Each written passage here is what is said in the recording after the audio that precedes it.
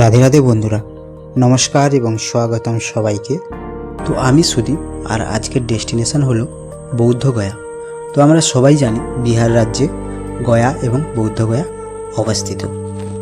তো এই বৌদ্ধগয়াতে গৌতম বুদ্ধের একটি গাছের তলায় জ্ঞানের প্রাপ্তি হয়েছিল, আর সেই কারণেই এই বৌদ্ধগয়াকে বলা হয় ল্যান্ড অফ বৌদ্ধ। তো আগের একটি ভিডিওতে আমি বলে দিয়েছি এখানে কিভাবে আসবেন এবং কোথায় থাকবেন।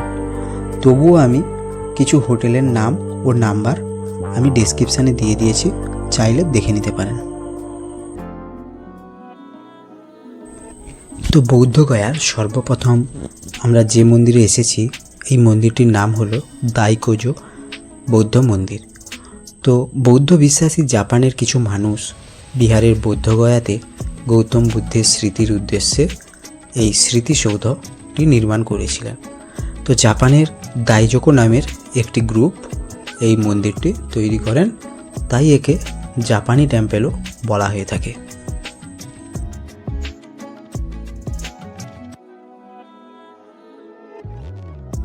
এরপরে আমরা যে মন্দিরটিতে এসেছি এটির নাম হলো 80 ফুট বৌদ্ধ স্ট্যাচু। তো বুদ্ধগয়ার একটি অন্যতম বিশেষ দ্রষ্টব্য এই বৌদ্ধ স্ট্যাচু। 80 ফুট লম্বা স্ট্যাচুটি কমল অর্থাৎ পদ্ম ফুলের বেদির উপরে বসে থাকা বৌদ্ধের এই মূর্তিটি শান্ত, সমাহিত ও অশেষ জ্ঞানের প্রদর্শন করে। 1989 সালের 18 নভেম্বর 14তম দলাই লামা মন্দিরটি উদ্বোধন করেন, আর এর তত্ত্বাবধানে ছিলেন জাপানের দাইজোকো সম্প্রদায়। ভারতের প্রসিদ্ধ আর্কিটেকচার গণপতি শতপথী তত্ত্বাবধানে নির্মিত হয় মন্দিরটি। আর এই মন্দিরের পাশে অনেক গৌতম বুদ্ধের শিষ্যদেরও স্ট্যাচু করা রয়েছে।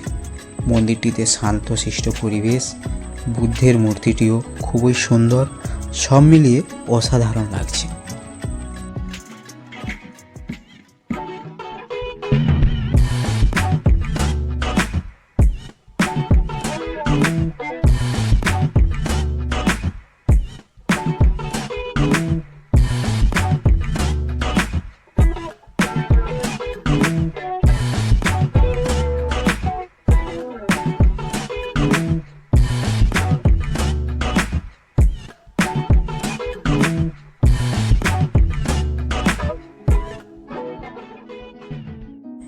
এরপরে আমরা চলে এসেছি কর্মা টেম্পল।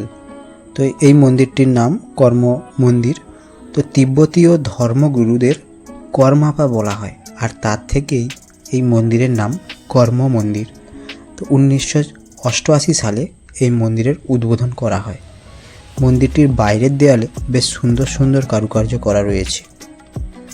আর শুধু যে বাইরে তা নয়, ভেতরের দেয়ালেও প্রিন্টের মাধ্যমে কত সুন্দর সুন্দর ছবি ফুটিয়ে তোলা হয়েছে।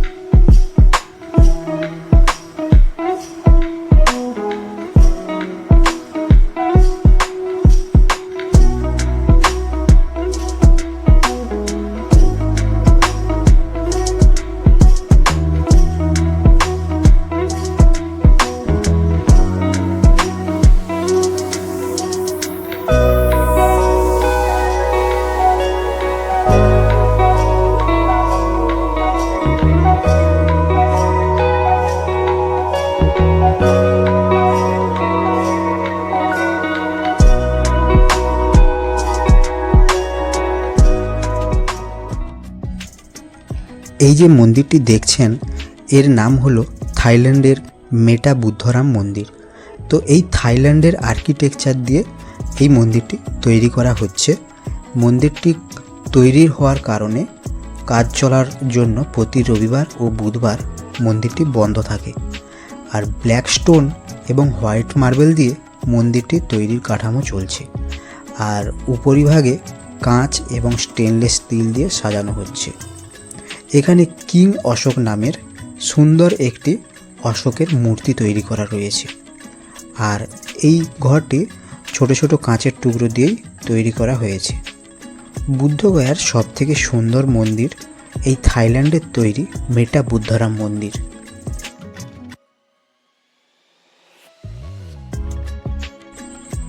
এখানে শুধু যে মন্দিরের কারুকার্য সুন্দর তা নয়, সিঁড়ি থেকে শুরু করে নিচের মাটি বা মেঝে সেটাও কিন্তু বেশ ডিজাইন করা হয়েছে, যেটা আবারও বলতে হয় বিউটিফুল একটি টেম্পল, যা এক কথায় অসাধারণ।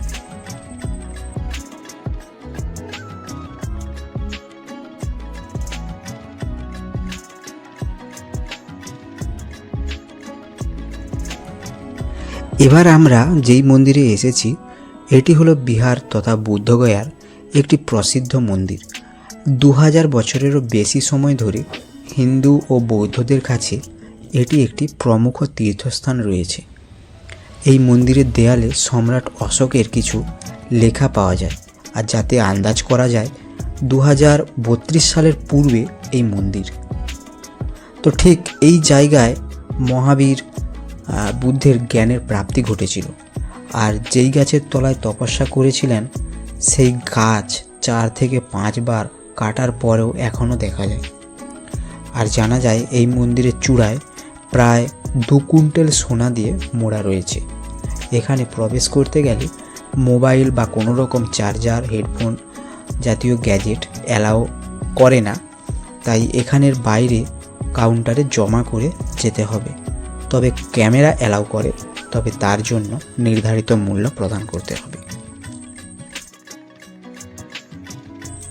তো বন্ধুগণ, আমার এই বৌদ্ধগয়ার ভিডিওটি আপনাদের কেমন লাগলো সেটা অবশ্যই কমেন্ট বক্সে কমেন্ট করে জানাবেন, আর লাইক শেয়ারও করবেন।